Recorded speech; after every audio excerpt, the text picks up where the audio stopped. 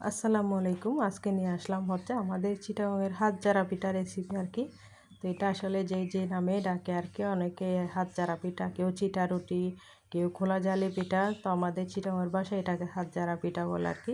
তো আমি কিন্তু চামচ দিয়ে বানিয়েছিলাম। তো এখন হচ্ছে আমি সারা রাত চাউলগুলোকে হচ্ছে ভিজিয়ে রেখেছিলাম। তারপর এখন হচ্ছে ব্লেন্ড করে নিচ্ছি। এরপর হচ্ছে আমি এটাকে হচ্ছে একটা পাত্রে ঢেলে হচ্ছে একদম অল্প অল্প পানি দিয়ে হচ্ছে ব্যাটারটাকে একদম পাতলা করে নেব। হাত জারা পিঠার এই ব্যাটারটা হবে একদম পাতলা।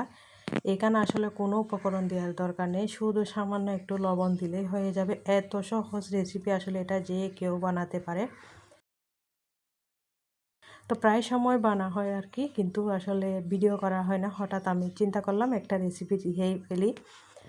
তো এখন হচ্ছে আমি লবণ দিয়ে ব্যাটারটাকে যতটুকু সম্ভব পাতলা করে নিচ্ছি। আর এটা আসলে একদম পাতলাই করতে হবে। তো তো ঘন হলে এটা আসলে পিঠাটা খেতে মজা লাগবে না, যেটা যে নিয়ম আর কি। তো একটু ঘন হলে কিন্তু এটা দিয়ে চিতই পিঠা বানাইতে হবে। তো আমি কিন্তু ব্যাটারটাকে পাতলা করে নিয়েছি। একটা হচ্ছে চুলায় ফ্রাই প্যান দিয়ে দিয়েছি। তো একটু ভালো করে গরম হতে হবে। এটা গরম হওয়ার পর আমি এখানে হচ্ছে তেল ব্রাশ করে দিচ্ছি হালকা।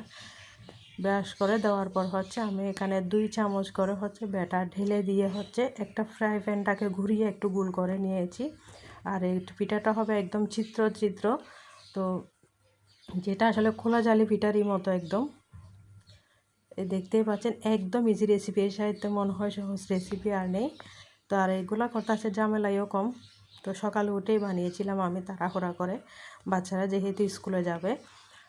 তো এগুলো কিন্তু সবাই পছন্দ করে। আর শীতের দিনে এই পিঠাগুলো কিন্তু গুড় দিয়ে খেতেই অনেক মজা। তো আমরা তো চা দিয়ে খেয়েছি, তো এখন শীতকালে কিন্তু গুড় পাওয়া যায়, গুড় দিয়ে খেতে অনেক মজা।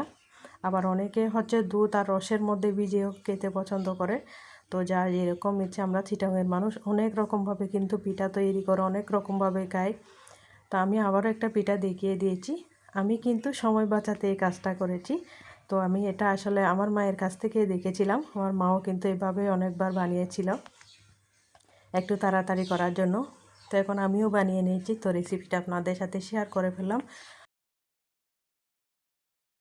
পিঠাটা আসলে কীরকম সফট, একদম নরম। এখানে আসলে আর কিছুই দেওয়ার দরকার নেই, সামান্য একটু লবণ দিয়ে হচ্ছে তৈরি হয়ে গেল। এটা মাংসের ঝোল বা মুরগির ঝোল দিয়ে খেতে কিন্তু অনেক মজা, যেটা আমরা আর কি খাই। তো এই পিঠাটা আসলে অনেক কিছুর সাথে যায়, গুড়, চিনি, তারপর হচ্ছে মাংস, সব কিছু দিয়ে আমরা খেয়েছি, বিশেষ করে চা দিয়ে। তো মাশাআল্লাহ খুবই মজা, অসাধারণ। গরম গরম খেতে কিন্তু দুর্দান্ত মজা হয়। চাইলে আপনারা একবার ট্রাই করে দেখতে পারেন। আলহামদুলিল্লাহ, রেসিপিটা একদম সহজ আকারে শেয়ার করেছি। যাদের ভালো লেগেছে তারা অবশ্যই কমেন্ট করে জানাবেন। তো ভালো লাগলে আমার পেজটি ফলো দিয়ে পাশে থাকবেন ইনশাল্লাহ।